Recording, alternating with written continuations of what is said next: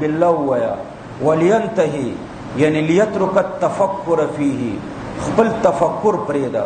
نو د وسوسې دو علاج وخودل. د وسوسې یو علاج عدم التفات خود ولينتهي یعنی وليترك التفکر فيه مو وسوسې ته التفات کوا می دفع ته التفات کوا. ځکه د وسوسې دفع ته التفاتم دی وسوسې ته یو نوع د التفات ده. نو یو عدم التفات دا یو علاج ده.